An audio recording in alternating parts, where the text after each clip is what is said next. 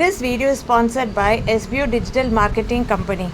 So SBO வந்து பார்த்திங்கன்னா ஒரு நம்பர் 1 ஆன்லைன் கம்பெனி. நமக்கு வந்து ஒர்க் பார்த்திங்கன்னா வீடியோ வாட்சிங் தான். நம்ம வந்து ஜஸ்ட் மினிமம் ஒரு 1 hour நம்ம ஸ்பெண்ட் பண்ணோம் அப்படின்னா நம்மளால் வந்து ஒரு 10,000 rupees per month நம்ம ஏர்ன் பண்ணலாம்.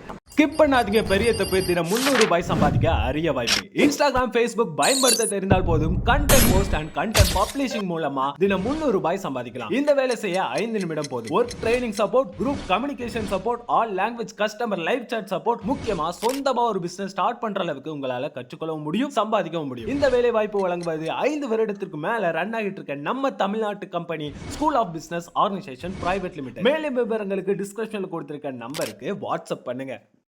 ஹாய், இன்றைக்கி என்ன ரெசிபி பார்த்தீங்கன்னா சம்பா கோதுமை ரவை தக்காளி தோசை. ஸோ உப்புமா தான் நம்ம செய்வோம், கிச்சடி அதான் செய்வோம். பட் இது வந்து தோசை. இதுக்கு வந்து பார்த்திங்கன்னா ஒரு அரை டம்ளர் இல்லைன்னா ஒரு டம்ளர், உங்களுக்கு எத்தனை பேர் அதுக்கேற்ற மாதிரி சம்பா கோதுமை ரவையை நல்லா வாஷ் பண்ணிவிட்டு தண்ணி ஊற்றி ஒரு 15 நிமிஷம் ஒரு 20 நிமிஷம் வரைக்கும் நல்லா ஊற வச்சுருங்க. தண்ணி அது தேவையான அளவுக்கு ஊற்றிக்குங்க. ஊற்றிட்டு ஒரு 20 நிமிஷம் தட்டு போட்டு மூடி வச்சுருங்க. அது நல்லா ஊறட்டும். ஊறின பிறகு தான் அதை நம்ம வந்து தோசை மாவு மாதிரி நம்ம அரைக்க போகிறோம். ஸோ நல்லா ஊறிடுச்சு. இப்போ இதுக்கு என்ன தேவை அப்படின்னு பார்த்தீங்கன்னா, நான் தோசை மாவு எடுத்திருக்கேன், நீங்கள் அது போல் அரிசி மாவு எடுத்துக்கலாம். ஸோ காரத்துக்கு காஞ்ச மிளகாய், இஞ்சி, சீரகம், அதுக்கப்புறம் ஒரு நல்ல பெரிய பழுத்த தக்காளி.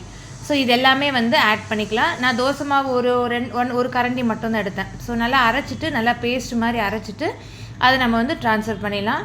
ட்ரான்ஸ்ஃபர் பண்ணிவிட்டு இதுக்கு தேவையான அளவு உப்பு சேர்த்துக்கலாம்.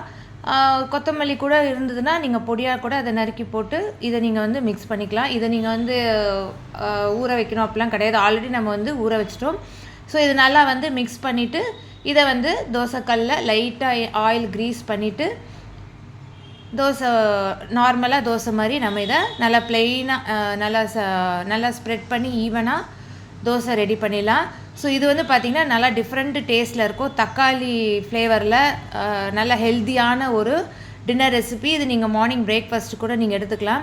ஸோ நீங்களும் இந்த மாதிரி ட்ரை பண்ணி பாருங்கள்.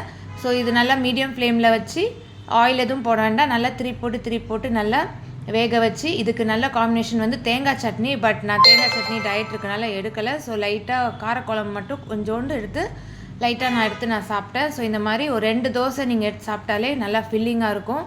ஸோ நீங்களும் ட்ரை பண்ணி பாருங்கள். டிஃப்ரெண்ட்டான ஒரு சம்பா கோதுமை ரவை தக்காளி தோசை. ஸோ நல்லா சாஃப்டாக இருக்கும்.